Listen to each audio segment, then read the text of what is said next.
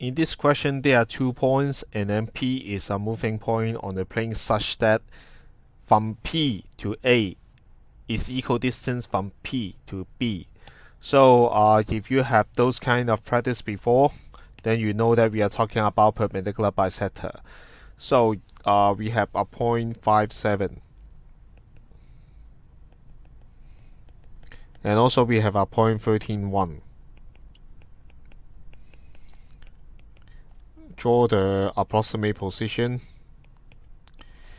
And then P, for point P, one of the possible point is the midpoint between A and B, or somewhere here.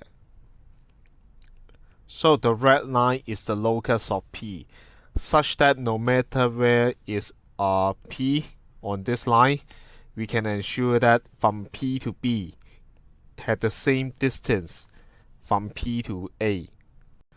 So we are finding the perpendicular bisector of AB, then it is the locus of P. But however, if you don't realize that, it's totally fine. Just make sure you write down A 57, B 13.1, and then you remember that you have to use a general point to express P, which is XY. The condition here, such that after that they will give you a condition. P is equal distance from A and B. That means PA is equal to PB. You start from this constraint. So for L, PA is equal to PB, which means that we compare the distance. So we use distance formula. P compared with A. So we have x minus 5 squared plus y minus 7 squared is equal to x minus 13 squared plus y minus 1 bracket squared. It's not horrible, but this square root is unnecessary because you can both sides take square. So we have x minus 5 squared plus y minus 7 squared. Then after that, you may need to expand it very carefully.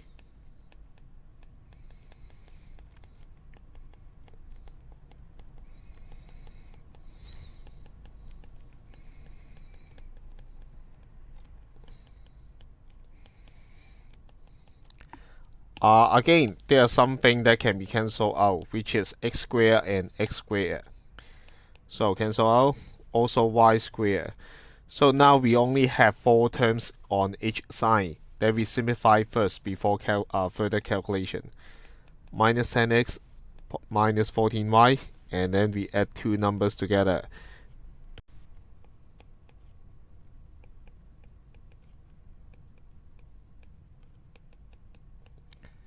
After that, we group everything to one side to form an equation of straight line. I mean a general form. So negative 10x plus 26, we get 16x. And then we have minus 12y. And then we have minus 96 equal to 0. But don't forget that for the general form, if you find that all 3 terms are divisible by some common factor, you have to simplify it. So 16 and 12 and 96 both divisible by 4. So we divide both sides by 4. To make us smaller values. That's the answer for part A. But however, if you notice that this is talking about the perpendicular bisector, then you may use another approach. We get the midpoint of AB, which is the average of x coordinate, the average of y coordinates.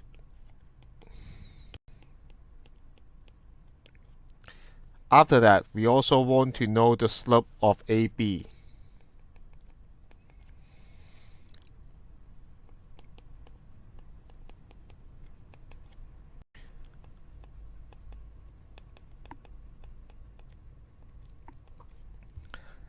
After that, since we know that AB is perpendicular to our locus L, that's why slope AB times slope L should equal to -1. We are going to rely on this, and what we really interested is the slope of our locus L.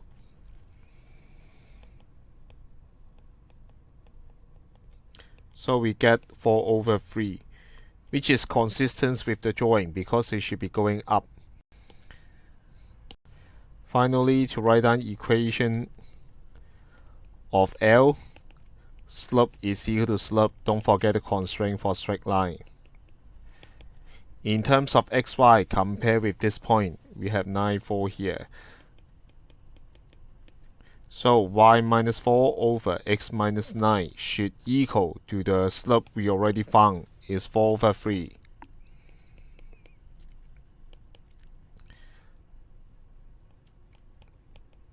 We tidy up, and then it depends on what you like. Maybe you can use slope intercept form or general form, both are fine.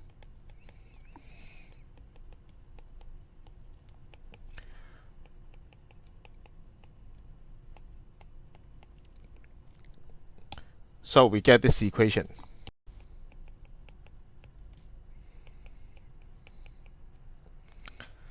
In part B, they say that this line, the red line, intersect x-axis and y-axis and h and k. So if I use this graph, that means h is somewhere here. We know it is x-intercept, that's why the y-coordinate is fixed to be 0. And k is, if we extend the line, k is somewhere here. The coordinate is 0 something. The origin by O, so the origin O here. C be a circle passing through O, H, and K. Someone claimed that the circumference of C exceeds 30. To know whether it is correct, we have to draw the circle which fulfills the requirement. A circle passes through these 3 points. Then the circle is fixed.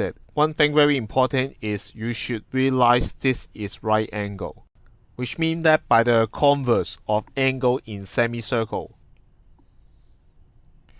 that circle HK is diameter. Because this is 90 degrees, so we know that OHK form a semicircle, which means that for the circle C pass through these 3 points, the center is the midpoint of HK. So it gives us some idea how can we find out the circumference. Circumference, that means diameter times pi, so we can get diameter directly, which is HK. But before we use the distance formula, we need to know the x-intercept and also the y-intercept. So consider at point H, we know that y is equal to 0. So 4x minus 24 equals 0. We get x equal to 6. So therefore H is 6, 0. And at point K, we know that x coordinate is 0. So 0 minus 3y minus 24 is equal to 0. Y is equal to -8. So K is 0, -8. After we get 2 coordinates, we are going to find out the diameter of C, which means this is HK.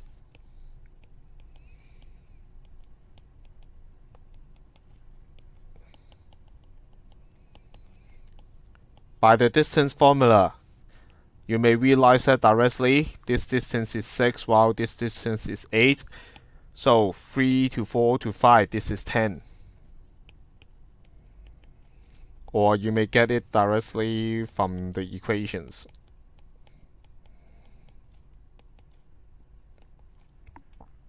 So now the circumference